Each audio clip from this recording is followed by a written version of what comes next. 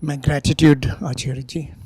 I've been listening to you for more than a year, and it was a great pleasure. It was an amazing bliss in Rishikesh.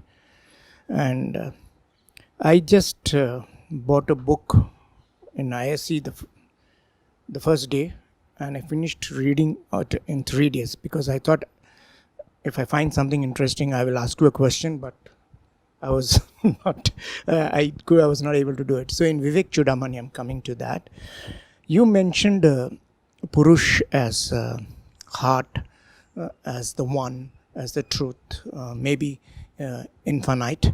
Okay, and Prakriti is the world or the body.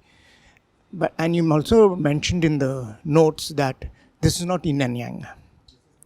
This is not Yin and the Yang. This is not Yin and the Yang. Right. So, coming from a background as a Qigong and a Tai Chi practitioner, we believe in this Yin and the Yang. It's a continuous flow, okay? And I just realized when she said that if I consider myself as a flux, as a wave, then I am not here. So the rest is also, in other words, in hearing your talk, is mithya. If I am a lie, then everything is also an illusion.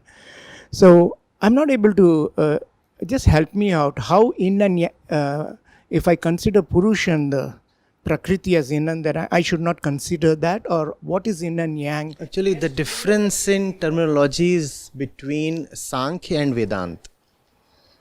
In Sankhya, Purush is a corruptible, vulnerable entity. The heart. No. In Sankhya, Purush is the vulnerable consciousness, the mind. In Vedanta, Purush refers to the pure self, Atma. So, in Sankhya, Purush has to gain liberation from Prakriti. In Vedanta, you become the Purush when you have gained liberation. So, there is a slight difference there. A lot of difference actually.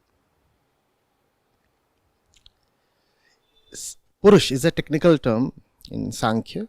And there they say that there is an infinitude of Purushas. So there is this Purush. Anything that is sentient is Purush. And there is this great Prakriti. And Purush is always vulnerable to Prakriti. Purush never realizes its true nature. It is always besotted with Prakriti, corrupted by Prakriti.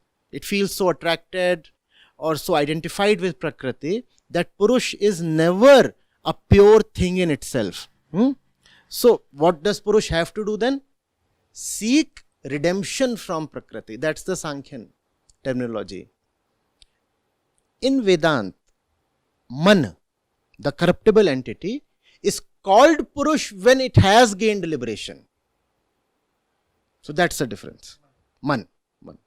Can mind be consciousness? Mind is consciousness, yes, but consciousness again is two things. One, the ordinary consciousness, which lives in duality, which you can call as the impure state.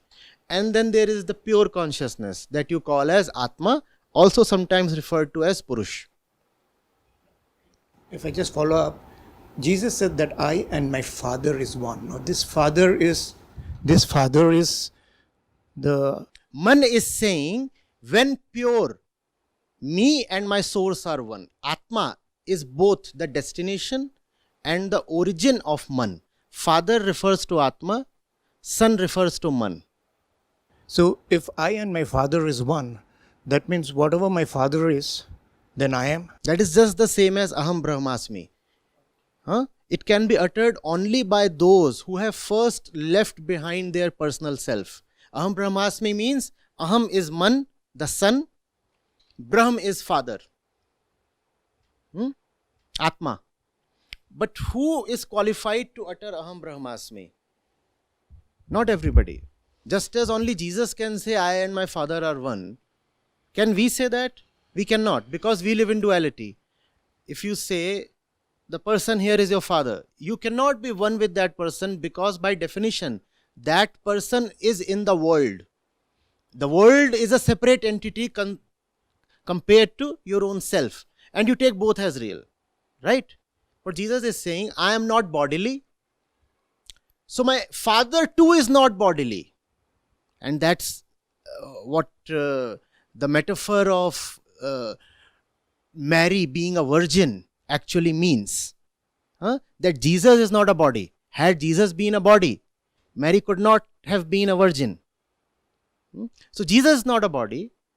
Jesus is not a body. And therefore Jesus can be one with the Father. Who is Jesus then? Jesus is not body identified. Jesus is what Vedanta refers to as the pure self, Atma. The self is impure when it is body identified. Jesus is not identified with the body. That's the reason he could, surrender his body or sacrifice his body for the sake of the world. So what Jesus is called as Atma. And Atma is one.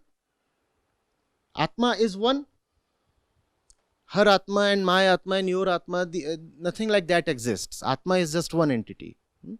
So Jesus and Atma, the Father, they are one because Jesus has left body identification aside. So the Son he talks about is the mind that is within. Is the mind. Is the mind. And the gross form of the mind is the body. So mind and body are to be taken as one when it comes to spirituality. Subtle body is mind, gross mind is body. There are only two entities. The mind and the pure self, which the Buddhists would also call as no mind. So you could also either call it as the pure mind, complete mind, or you could call it as the no mind. Only these two exist. The mind and the pure self. The little self and the big self. Only these two exist. Nothing else does. And out of these two, you would be wondering how come two are existing now? We just said two cannot exist. How come two are? Out of these two, one cannot find peace unless it merges in the other one. Which one cannot find peace? The small one. So even out of these two, only one is real. But that one has no second to itself. Therefore, that one cannot be even called as one. It can only be then called as non-dual or Advait. So, from the multitude, you converge to just two. Out of these two, you discover one is unreal. So, you are left with. But one cannot exist by itself in absence of any background. So, that one cannot be called as one. That one is simply then called as non-dual, not two. Not two and not even zero. Not two. So when we are in prayer, and when we surrender, is it we are surrendering to the Purush in us, or we are surrendering to the Purush? If I just heard from you, is it avidya? Is the Purush? Am I praying to the Purush that is coming from what I know that is avidya, or it is I'm praying to my own self? I'm surrendering to my own self. So what kind of how should I pray if I want to surrender? There are three levels of prayers. Most of us are in the lowest level of prayer all the time. The lowest level of prayer is called desire. I want something desperately. I just want something desperately. That too is a prayer. I have surrendered to somebody in this prayer. Who is that one? I have surrendered to myself, the ego itself. That's the lowest state of praying. The ego praying to itself. Come on, do it. I want something and I am bucking myself up, motivating. Come on, get it. I am praying to myself. That's the lowest state, simply called desire. Then I realize that I cannot get it based on my own powers and capabilities. So what do? I imagine a bigger power beyond myself and I start praying to it. That's the medium level of prayer. That again is ego praying to itself, but not directly, but indirectly. I imagine a bigger force. Give it a name, a form, a shape, a history, a myth, a story, something. And I start praying to it. It appears now I am praying to somebody beyond myself, but still I am just praying only to myself. The ego hates accepting anything beyond itself or bigger than itself. So even when it has to bow down, it will bow down in front of its own enlarged image. I am worshipping myself. Then there is the purest form of prayer, in that there is no object to pray to. You are not praying to anybody. You are not surrendering to anybody. You are just surrendering. In one sense, it is just a rebellion in negativa. You have said, I was already in surrender, but I was surrendering to the wrong master, and I now refuse to surrender to the wrong master. That is true prayer. That does not mean that you have found the right master. Any new master that you find will again be a projection of that same old false deceptive ego.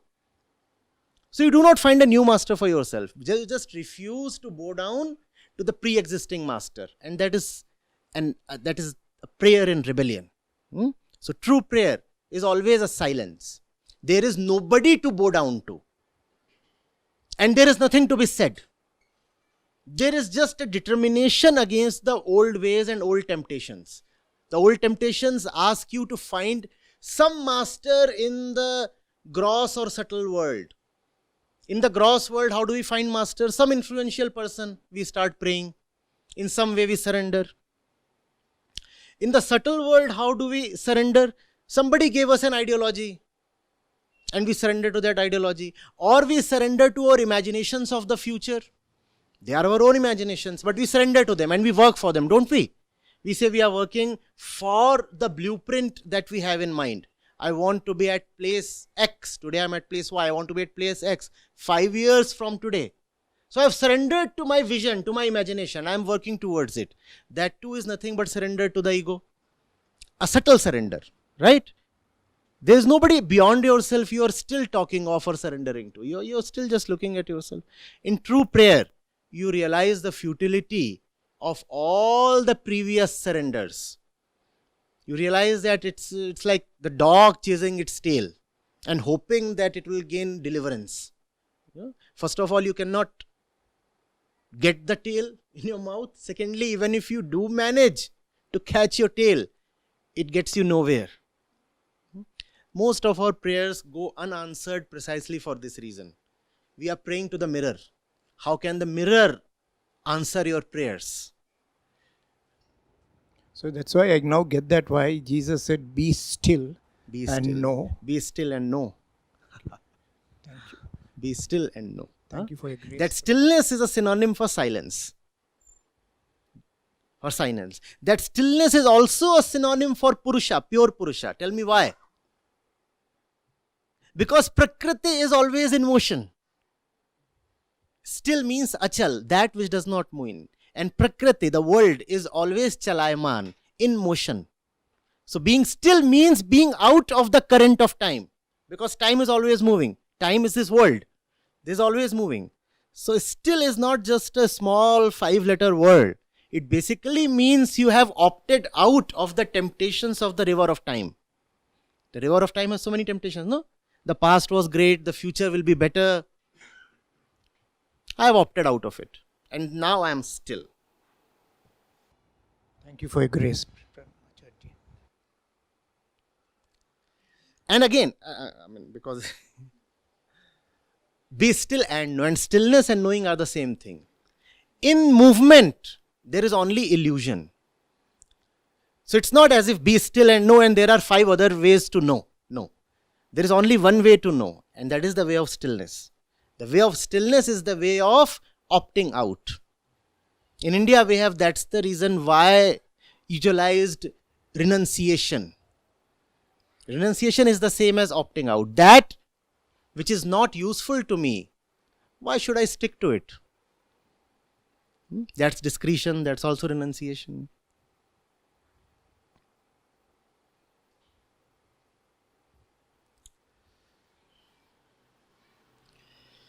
We do not intend to make it pedantic or whatever scholarly. We are here to have a small informal kind of warm discussion. So I know I have a tendency to, that's my ego. I kind of run away. So I request you to pull me back all the time. Would you please? We have to deal with this world and this life, right? We said we are sitting on this sofa and these chairs. So we cannot talk of some other reality all the time. This is what we live, eat, breathe, and sip. So we have to concern ourselves with the affairs of this life.